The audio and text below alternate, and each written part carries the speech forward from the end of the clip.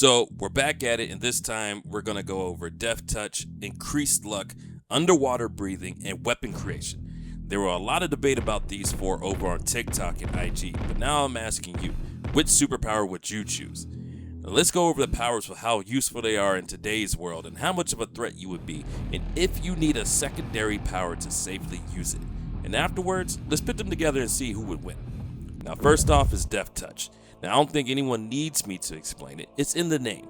Anything you touch is immediately expired. Now, we have multiple examples of this across media, but how useful is it in today's world? Not gonna lie, this to me is something that should not be useful if you're a decent person. Otherwise, there's no normal 9 to 5 that requires you to instant kill. Well, you know what? I take that back. You could do pest control. You could wipe out a whole lobby of rats in the attic, or run around Florida with your arms wide open and take out as many mosquitoes as possible. Now, if you're moral deficient, then there's an endless list of options available to you, but it's all basically different flavors of assassin. Your handshakes are now taking down high political figures and any cops that try to capture you. But that's only if you're trying to be a villain, which you aren't, right? I thought so. But what about countermeasures? What's a power that would be natural to counter it with? Well, intangibility would be a good counter, but it would only be good for evading, but not defeating. Or if someone has a life inducement, it could basically undo your Death Touch, but not much outside of that. But what are the drawbacks of this power? What other powers are safely needed to have this? Now, this would probably count as one of the deadliest powers we covered, but it literally has death in the name. There aren't a lot of things I feel are needed to safely have it, except for immunity to the ability. That's the biggest one. That way, picking your nose doesn't lead to you self-deleting. An on and off ability, because this would be horrible if it was just constantly on. You would basically have to go through extreme measures to live in society and risk taking out people from simply grazing by them when you walk by. Now, with that being said, what type of threat could you be? I have two answers for this, but I'll show one that will more than likely end up being the case. With having to use touch, you are in between a menace and city, since you would have to go on a marathon to stack up bodies. But if, hypothetically speaking, placing your hands in city's water supply could spread the ability that you can scale between city and continent. But it would depend on if it's transferable. But next up, we have Increased Luck, another no-brainer as far as what it does. It increases your luck, which to a point could be debated. If a piano nearly fell on you, some would say it was good luck, but wouldn't it have been better luck to never have been in that situation at all? But never mind that. Things will constantly work in your favor since you have a continuous supply of good luck. So how is that useful in today's world? Well, there shouldn't be nothing to complain about since you can literally wing it every day and it should just work itself out. You could play the lotto with no worries, try extreme sports, invest in stocks, be a whiz at trick shots, become a viral content creator. Now, I could use that myself right about now, but clearly I don't have it. The possibilities are endless. Even if you want to be a menace with it, you literally have a force backing your endeavors to give you the best outcome possible. But what about countermeasures? What's a power that would be a natural counter to it? There are not many options if we're truly dealing with enhanced pure luck.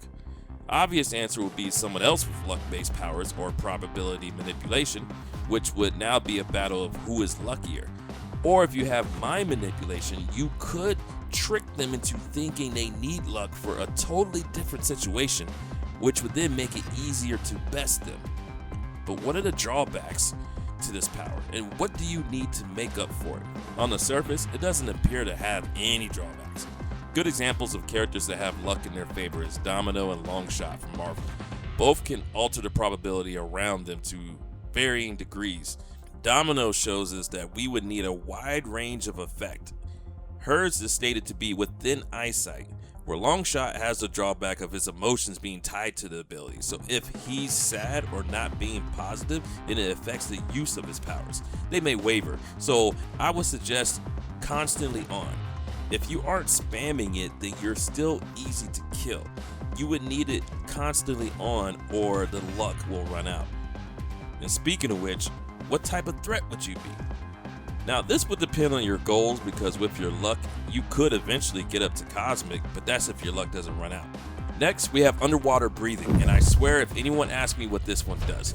Now, for this power's usefulness, you can actually do quite a few jobs. You can work at SeaWorld, be a treasure hunter, missing persons detective, a river coyote, pretend to be a mermaid and entertain kids who don't understand that they aren't real. If you have an evil itch, you could be a pro-level stalker at piers, lakes, or flee from the law into the bay and water walk away until they give up. And also, you would be the best underwater assassin the world has ever known.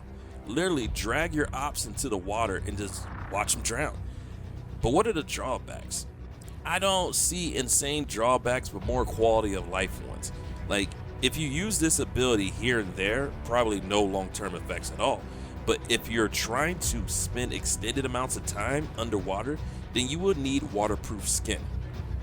Because the way our skin is now, salt water starts to cause damage or at least skin irritation. Now, normal water, you just end up looking all pruny, like a raisin.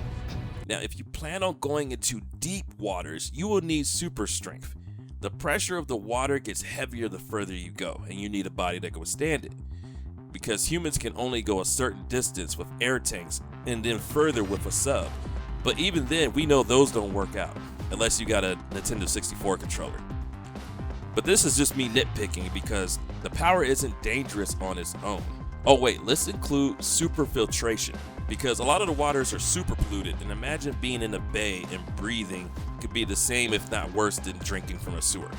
Not the part that no one would be shocked by, but when it comes to the type of threat you would be, not at all. Your power isn't a threat to the world, and most you could be is annoying or a slight inconvenience, but of course I'm open to hearing someone make a good argument for how to scale that up to a higher threat level. Now, next on the list is weapon creation, the ability to create weapons from nothing by shaping existing matter or energy. You are pretty much a walking war chest as long as you have a decent imagination. So when it comes to usefulness in today's world, there aren't a lot of mainstream jobs I could think of, but you could definitely run a weapons depot, supply the Medieval Times franchise, or create metal weapons and then smelt it and sell it for profit. Now, if you're feeling dastardly, you could make a killing selling on the black market. Now, outside of that, my imagination is running low. But how about for countermeasures? Well, it's not directly a power that has a polar opposite specifically, and the power that's mid to long range would have the most advantage against this one. So a power from a distance is a super safe option, but would this power have any drawbacks? No, not really. Creating something from nothing, at least in this case, isn't clearly dangerous to the user. Now, there could be subtle things that make it a hindrance, like if your body has to give up nutrients or anything to produce the weapons, or it just takes energy from you for each creation. But that's more quality of life, and it seems like it's something you could train out of. But how would these four powers fare against each other? And who would have the advantage or ultimately win? Let's find out. And maybe after that, that will help you with your decision of which superpower you would choose.